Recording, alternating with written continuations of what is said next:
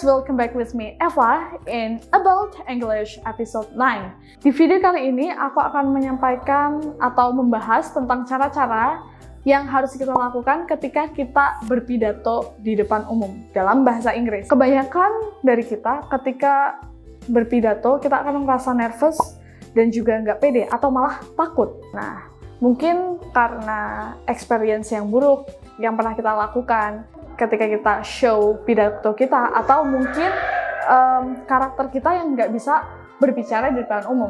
Gimana sih cara-caranya? Let's check this video. Cara yang pertama adalah know your subject.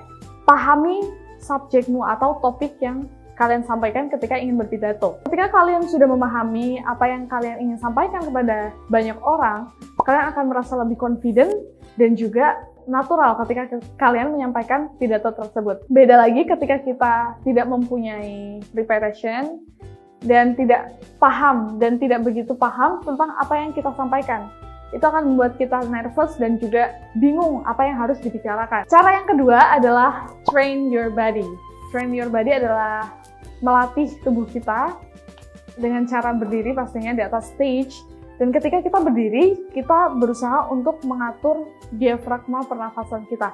Sehingga suara yang kita hasilkan adalah suara yang keras, tanpa harus menjerit. Cara selanjutnya adalah know your audience, atau memahami audiens kita ketika berpidato. Ada 3 macam audiens yang bisa kita bedakan, yaitu audiens anak-anak, remaja, dan orang dewasa. Ketika audiens kita adalah anak-anak, kita bisa berusaha menjadi appearance yang fun, sehingga anak-anak itu akan merasa nyaman dengan kita.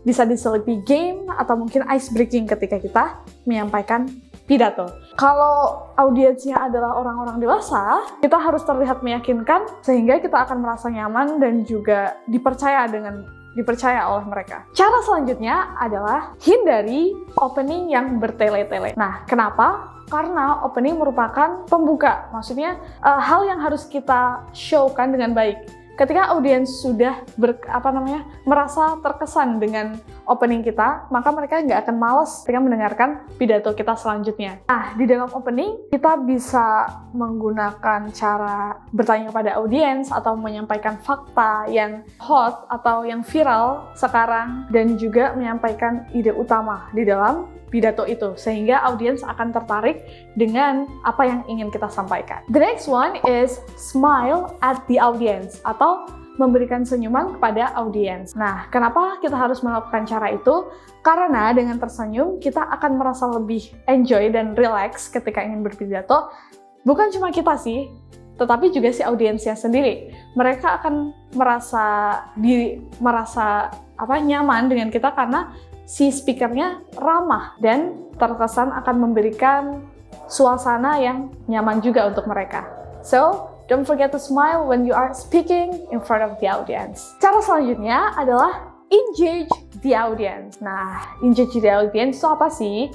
Melibatkan si audience. Ketika kita berpidato, kita harus juga melibatkan si audience. Kenapa? Orang-orang pasti bakalan senang ketika dia dilibatkan dalam suatu hal. Begitupun di dalam pembicaraan. Nah, ketika kita berpidato dan kita engage si audience, mereka akan merasa diakui dan juga merasa ada di situ. Contohnya, kita bisa memberikan pertanyaan kepada mereka, kepada si audience, atau mungkin humor yang melibatkan si audience, dan lain sebagainya. The next way is time management atau managing time. Ketika kita berpidato, kita harus bisa memanage atau mengatur waktu dari konten yang kita sampaikan. Jadi akan organize atau tersusun dengan baik apa-apa yang kita ingin sampaikan ke audiens, dan semuanya akan tersampaikan dengan baik. The next one is gunakan intonasi berbicara yang berbeda. Nah, ketika kita berbicara kan nggak enak tuh ketika kita hanya menyampaikan pidato secara flat. Si audiens akan merasa bored atau bosan kan? Dengan itu, gunakan experience kalian ketika mendengarkan si pembicara, bagaimana cara untuk membuat konten yang kita sampaikan itu tidak boring. Seperti tadi, menggunakan intonasi yang berbeda-beda di setiap stressingnya.